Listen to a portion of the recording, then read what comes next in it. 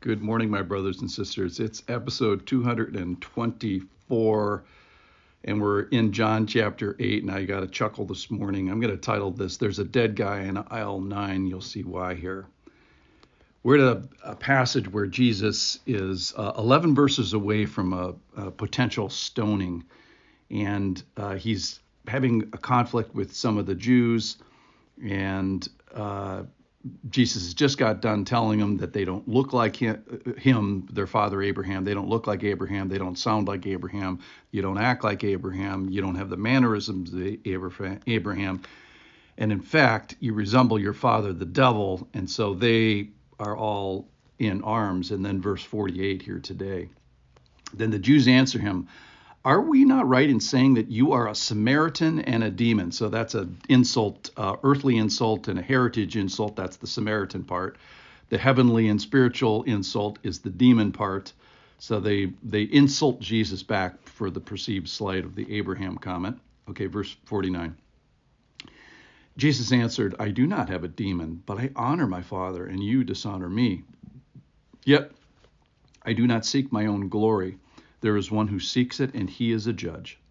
Truly, truly, I say to you," pay attention to this, "if anyone keeps my word, he will never see death." The Jews said to him, "Now we know that you have a demon. Abraham died, as did the prophets, and yet you say, if anyone keeps my word, he will never taste death. Are you greater than our father Abraham, who died, and the prophets who died? Who do you make yourself out to be?" We'll get to that probably tomorrow.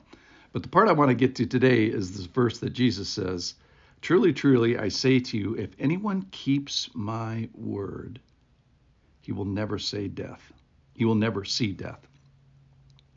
Now, by keeping my word, that's an action of a believer that demonstrates a belief. It demonstrates a faithfulness. That person would be, as the book of Revelation calls, an overcomer, one who makes it to the end. And Jesus promises, if you're that person, you'll never see death. So here's the concept for today, is that when believers die, they do not die. What? So let's say I'm at the Walmart and I'm going to go buy batteries, and I'm in aisle 9, and I have this massive heart attack, and I fall down on the ground, and strangers are around me, and they watch, and it's the most dramatic thing they've ever seen today. And I lay there, and somebody calls 911, and somebody starts CPR, and they have a Walmart protocol that goes on with this, and an ambulance comes, and there's an ER, and there's a defibrillator, but I'm gone. I'm dead. So they either call my family, or maybe the police would be so nice as to go over and tell them in person. Then my family will have this big shock, and maybe they'll cry, and they'll make phone calls and send emails, and it'll be on Facebook or whatever exists at the time. They'll even put an ad in the paper, and then my family will gather. Maybe they'll grieve, and they'll put my body in the ground. So the question you ask to my family and to the guys at Walmart, say, did something happen there today? Is it like, oh yeah, a guy died in aisle 9. And it will be from their perspective, it will be a big deal. And everybody will says, oh yeah, Michael Smith, he died. Okay, so let's ask the Lord, though, did Michael Smith die? And he'll say, no, that's ridiculous. He says, I knew him before he was born. I was there at his birth. I was there through his whole life. I was there at his so-called death. And he's still with me. He's a spirit I created, and he still lives and still exists. Now, the form of it will be different. I was a spirit without a body probably for a while. I don't know what happens before you're born. I'm not trying to make that point. But then I was a spirit with a body during my time on earth.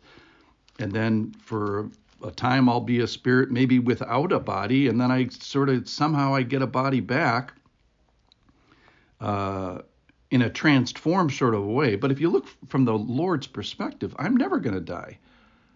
I'll still be a spiritual being. Okay, So if you ask my family, they'll say, "Oh my gosh, he really did die." And if you ask the Lord, say, "Of course not. He didn't die. He might have changed address and changed form."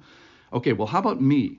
So I'm there looking for batteries in aisle 9, and then the next thing that I know is I am standing before the Lord, and I'll probably fall down in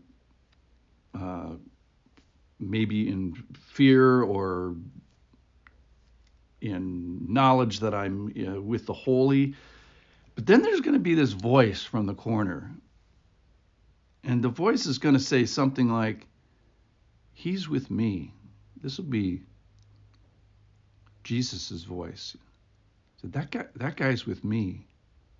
I tasted death for him. I did his penalty. So I'm not really going to die. I might change address. I'll change my frame. I'll be changed. So this is a day that I really look forward to. And though I should face judgment and weighing and punishment just like you do, this voice of he's with me. I tasted death for him. The Lord saying, I've got this. So this is a call to trust, to belief, to receive his word. And the way he's describing it here, he's describing a Christian. If anyone keeps my word, that's what he said. That's a person that's believed in him. That's a person that's trusted him and kept that trust till the end. If anyone keeps my word.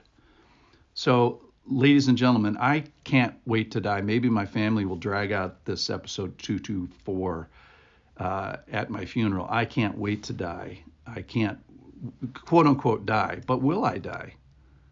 From my family's perspective and a funeral perspective, yes, you could say that I died. But from the Lord's perspective, no, I'm not going to die. I'm just going to change address and I'm going to go be with the Lord.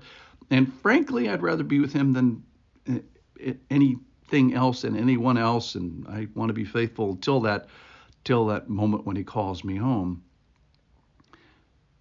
So if you ask the Lord, no, he didn't die. And if you ask me, no, I'm never going to die. I'm going to change address. I'm just going to go I'm going to get a little bit of an upgrade.